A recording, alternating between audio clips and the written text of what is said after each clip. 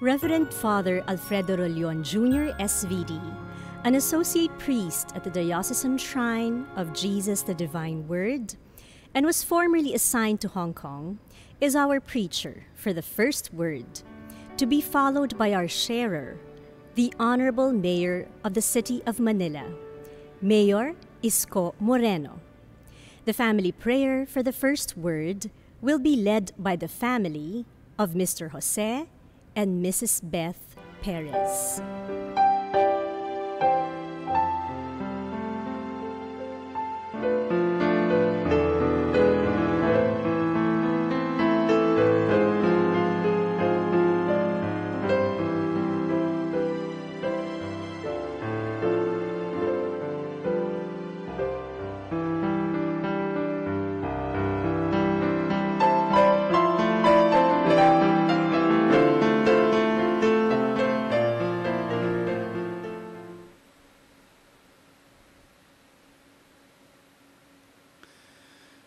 Magandang hapon, mga kapatid, mga kasama naming magninilay sa 7 last words of our Lord Jesus Christ. Iniintay kong sabihin ng Panginoon, aray! Ouch! Ang sakit! Wala akong makitang ganun sa scriptures. But I'm expecting Him to say that word or those words of pain. Hindi lamang dahil sa paghampas, hindi lamang dahil sa pagpasa ng krus, hindi lamang dahil sa mga sugat na kanyang tinamo. At kung manunood tayo ng ilang mga interpretations of this suffering of Christ on the cross, talaga namang mapapangiwi tayo. Lalo na yung may mga versions na makikita nating umaagos ang dugo, ang balat ay nahahaklit, ang kanyang ulo ay tinutusok ng mga tinik. But more than that is what happened when He was on the cross.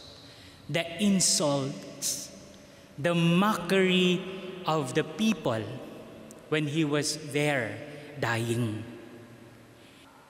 At kung tayo naandoon, malamang ganun din ang sasabihin natin. We who are influenced by the culture of violence, of retribution, of revenge na ipinapakita sa media, sa mga pelikula, sa TV dramas and telenovelas. Gusto ko ring sabihin mo, Jesus, sige, babangon ako't dudurugin kita. O kaya naman sabihin mo, blip, blip. Baka hindi pwedeng sabihin. Blip, blip lang ang walang gante. Nakakagigil. Ni hindi ka umaray. And then, your silence was broken with the words and maybe in fading voice, Father, forgive them, for they do not know what they are doing. That is the account from the 23rd chapter of Luke, verse 24. Ama, patawarin mo po sila sapagkat hindi nila nalalaman ang kanilang ginawa. Hindi ka na nga umaray. Nag-excuse ka pa. Hindi ba kami, Lord, ang gumagawa ng excuses? Pag kami ang humihingi ng tawad, Father, forgive me for I have sinned. Inaway ko ang aking kapatid kasi naman siya napakasungit. Kasi naman siya inagawan ako ng mana. Kasi naman siya ipinapangalat sa social media na ako'y hindi mabuting kapatid. But this time, si Jesus pa ang nagpapaliwanag sa Diyos. At ano ang kanyang paliwanag, Lord? Ama, patawarin mo sila. Hindi nila alam ang kanilang ginagawa. Hindi nga ba alam? Lord, pinagplanuhan ka ng mga yan. Many times they're trying to trap you with their snares of false accusations and fake news. Hinalikan ka pa ng isang mong disciple at may bayad pa na ilang pirasong pilak. Pero hindi si Jesus ang tipo ng Diyos o tipo ng taong gaganti. Sa Kanya natin nakita yung matandang kasabihan na to err is human and to forgive is divine. To forgive is indeed divine.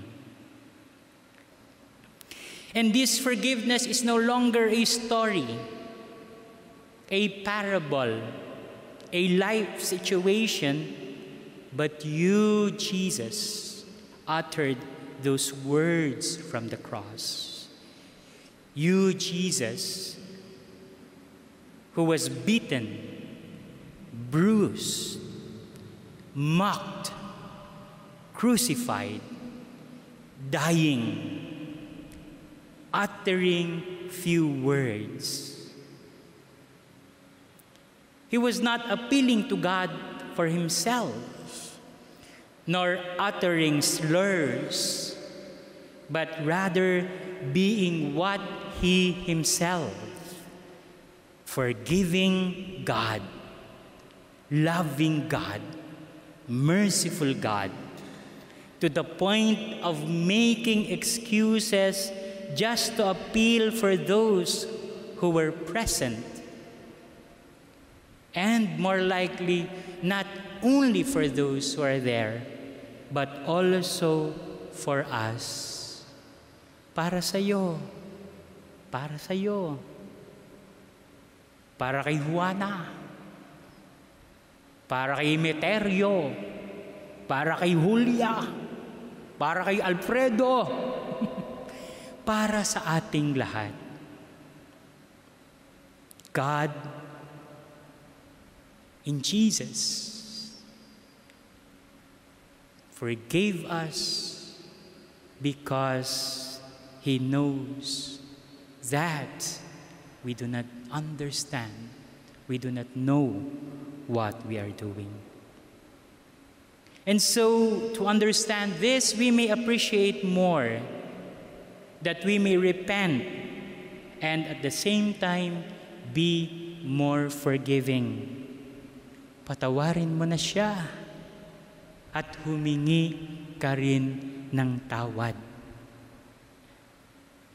As Tammy Wynette says in a lyric of a song, though it makes him sad to see the way we live, and indeed, we believe that immense sadness he felt from the cross. Still, he always say, I forgive. Hindi aray, kundi pagpapatawad ang namutawi kay Jesus. Just allow me to repeat it from the Gospel according to St. Luke. Jesus said, Father, forgive them, for they do not know what they are doing.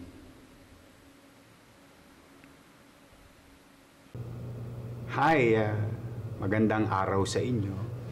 Sana nasa mabuti kayong kalalagayan at malusog na pangangatawan sa ating mga manonood at sa buong sanlibutan.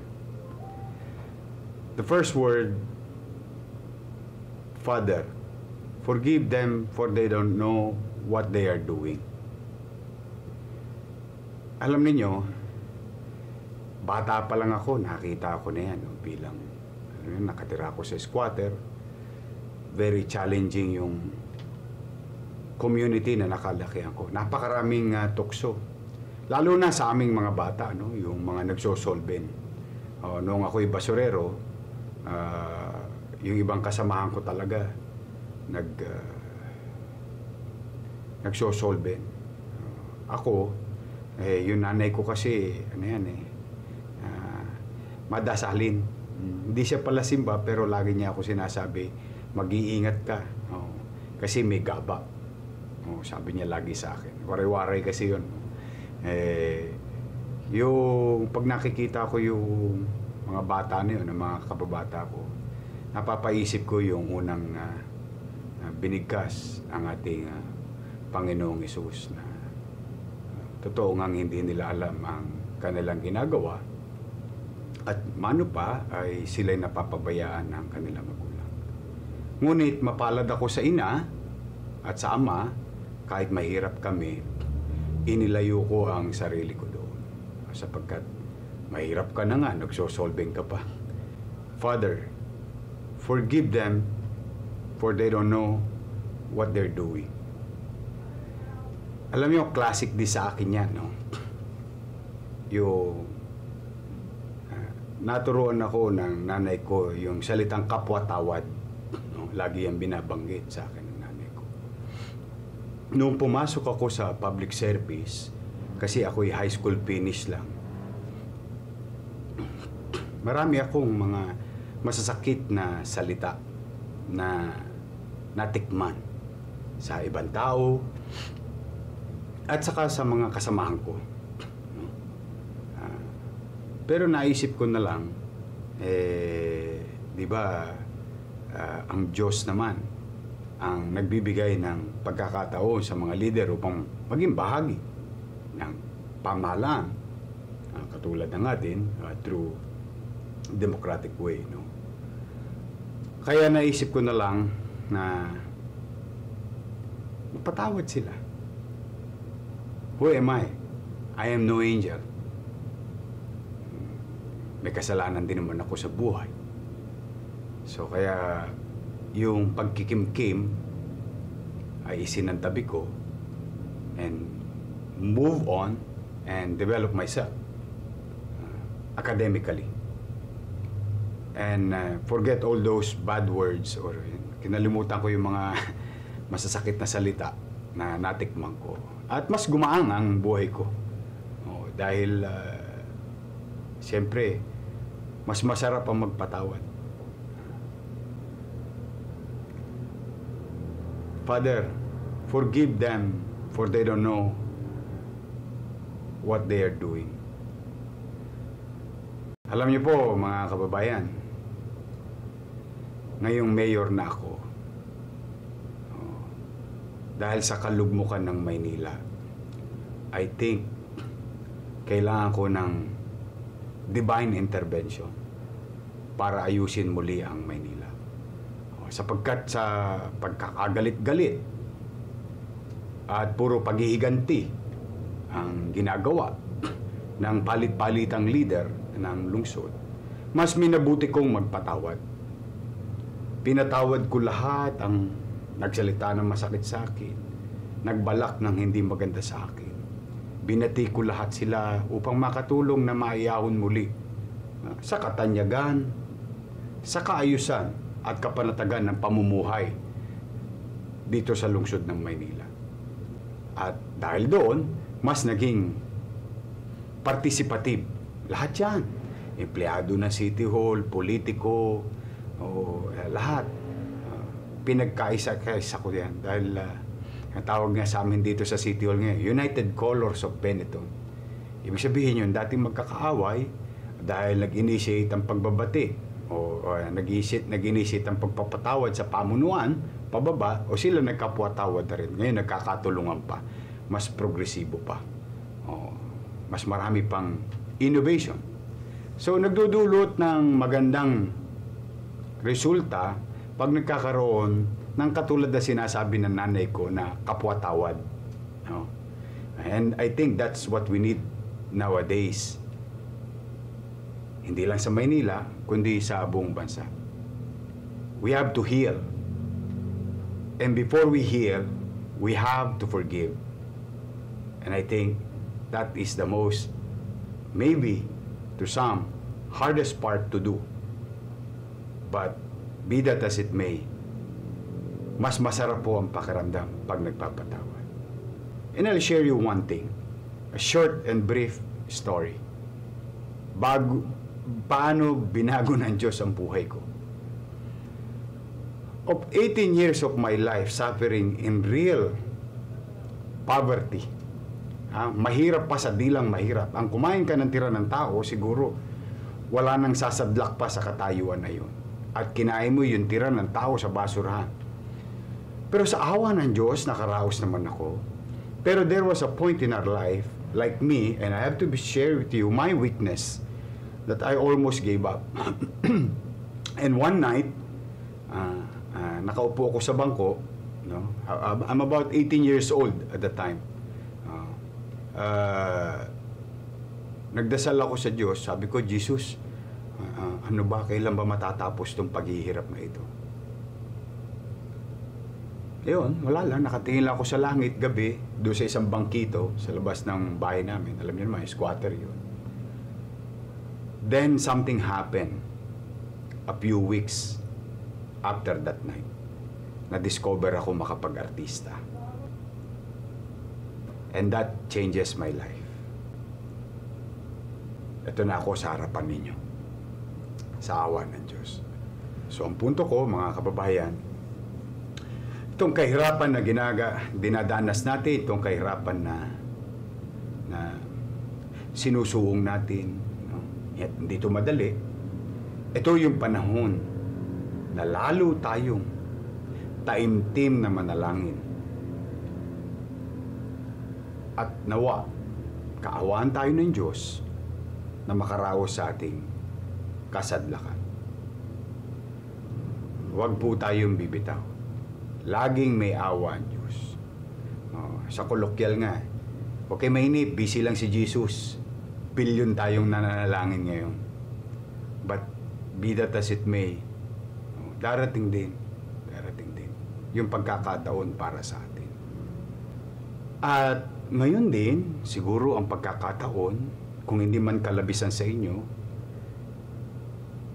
isama natin sa panalangin ang mga kaluluwa nang naging biktima ng COVID-19. Na naway patawarin sila ng Panginoon Diyos sa kanilang kasalanan nung sila'y nabubuhay pa dito sa sanlibutan. At tanggapi sila sa kaharian nito. Isama rin natin sa panalangin ang mga pamilya na nalulugmok, nalulungkot, nauulila, dala ng kanilang mahal sa buhay ay nangamatay dulot ng coronavirus infection. At ipanalangin natin ang mga nahihirapan na nawa ay bigyan na ng kaluluwagan at pagkakataon ng Panginoon Diyos. Katulad ko, pwede rin mangyari sa iba. Higit sa lahat, panalangin natin ang mundo na naway hagkan na ng Diyos ng kanyang kamay ang mundo. Sabi nga, tayo, mga tao, let's do our best and let God do the rest. Continue to believe that there is higher being among ourselves. Continue to believe God o si Jesus o si Santo Niño will provide. Continue to believe, makakarahos din po tayo. may awa ang Diyos. Magandang hapon o gabi sa inyong lahat. Manila, God first.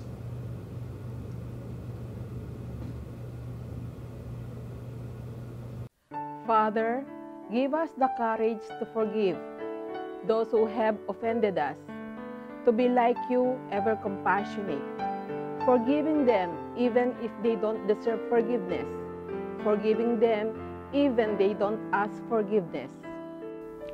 Dear Jesus, you suffered upon the cross in order to pay the debt of our sins. Yes, Father, forgive us. We really didn't know the depth of those sins. But what we know is the depth of the love you have for us, an everlasting and unconditional love.